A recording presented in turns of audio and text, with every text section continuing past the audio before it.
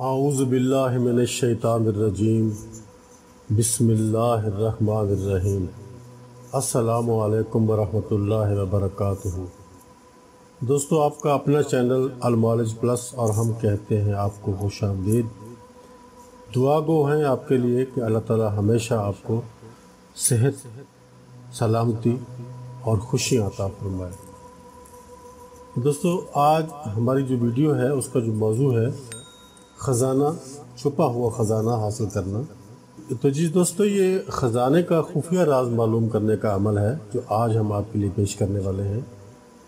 کوے کا سر آپ کے سامنے راز کھولے گا اور آپ کو معلوم ہوگا کہ آپ کے کسی عزیز نے، کسی رشتہ دار نے کہاں خزانہ چھپایا ہوا ہے۔ یہ خزانہ چھپانے کا، خزانہ حاصل کرنے کا ایک منتر تنتر ہے جو آج ہم آپ کے سامنے پیش کریں گے۔ امیر ہونے کا سربستہ راز آج ہم آپ کو بتائیں گے۔ دوستو، پرانے زمانے میں اور آج کل کے لوگوں میں بھی بہت فالتو روپیہ پیسہ، زیورات اور قیمتی اشیاء کو زمین میں دبا رکھنے کی ایک خاص فطری عادت ہوتی ہے، جو کہ ان کا خیال ہوتا ہے کہ بوقت ضرورت نکال لیے جائیں گے یا بوقت موت اپنے وارثان کو بتا دیے جائیں گے، مگر بہت کم ایسا ہوتا ہے کہ مریض کو آخری دم تک اپنے بچنے اور شفا پانے کی امید ہوتی ہے، اور وہ اس امید میں آخری دم تک اپنے راز کو عیاں نہیں کرتا، مگر نتیجہ کیا ہوتا ہے کہ مریض لقمہ اجل ہو جاتا ہے اور اس کا راز دفینہ کسی کو معلوم نہیں ہوتا۔ بعض اوقات دفینہ کو دفن کرنے والا شخص کہیں باہر مر جاتا ہے یا فوراً ہی بلا تاخیر بیماری، دل کے فیل ہو جانے سے یا کسی فوری حادثے کی وجہ سے فوت ہو جاتا ہے، تو کبھی اس کے دفینہ کی وارثان کو کوئی خبر نہیں رہتی۔ بعض دفعہ تو وارثان کو صرف اتنا علم ہوتا ہے کہ ہمارے بزرگ نے کچھ نہ کچھ دفن کیا ہوا ہے، مگر انہیں اس کا مقام پتہ نہیں ہوتا، تو ایسے لوگ بھی نامراد ہی رہتے ہیں۔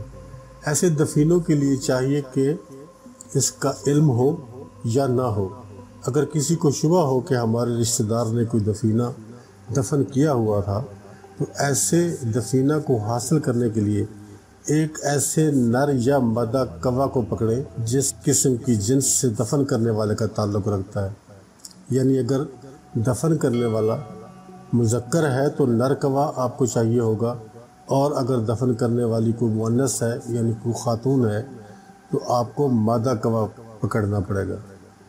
اسے ایک پنجرہ میں بند کر کے 3 دن متواتر معمولی غذا کے علاوہ ایک بار روزانہ کسی بھی وقت شہد خالص میں گھول کر گیہوں کی روٹی کے ریزے، یعنی گندم کی جو روٹی ہوتی ہے جو ہم عام طور پہ گھروں میں کھاتے ہیں، اس کے ریزے باریک باریک بنا کر اور شہد میں تر کر کے اس کو کھلا دیں۔ یہ ایک دن میں ایک دفعہ کھلا دیں، باقی دن میں اس کو پانی بھی پلاتے رہیں اور کوئی عام جو خوراک ہے وہ بھی اس کو دیتے رہیں۔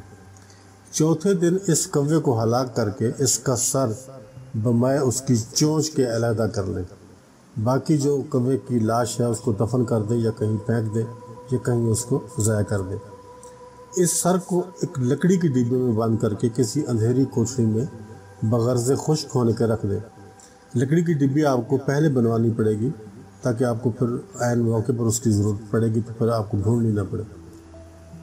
کوے کے سر کو آپ نے اس لکڑی کی ڈبیا میں رکھنا ہے اور کسی اندھیری کوٹھری میں اس ڈبیا کو آپ نے چھپا دینا ہے اور اس کو بھول جانا کہ میں نے اس کو کہیں رکھا تھا۔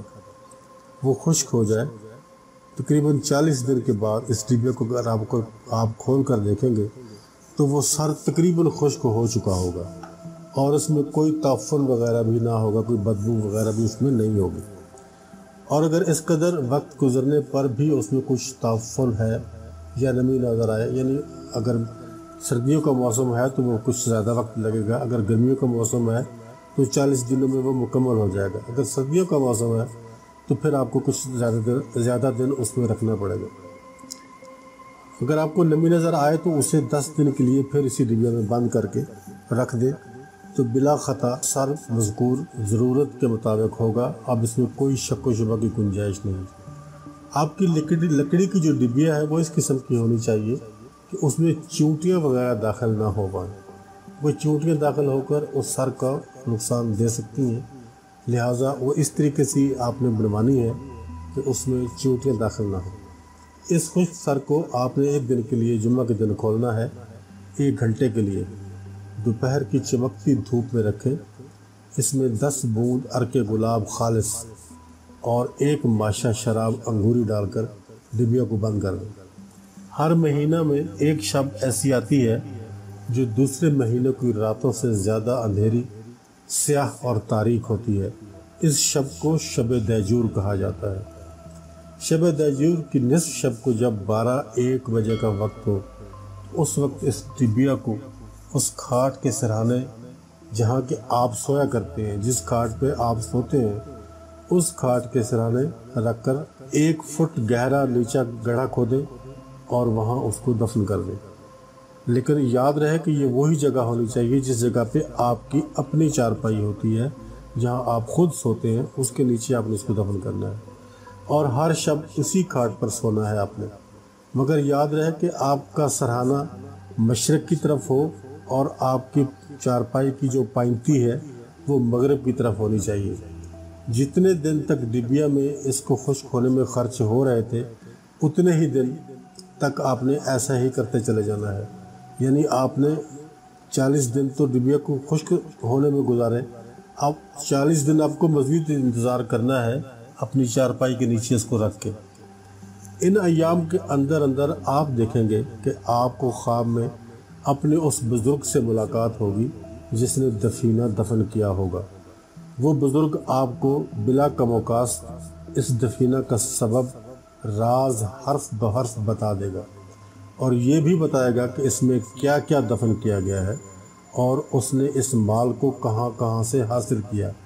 बल्कि शायद यहाँ तक भी हो जाए कि आपको ख्वाब की हालत में पकड़कर उस मदफून के ऊपर जाकर खड़ा कर दे और कहे कि इस मकाम पे निशान करो, इस जगह पे है ख़जाना। जब आप बेदार होंगे तो यकीनन उस मकाम को खोदने से आपको वो मज़कूरा ख़जाना मिल जाएगा।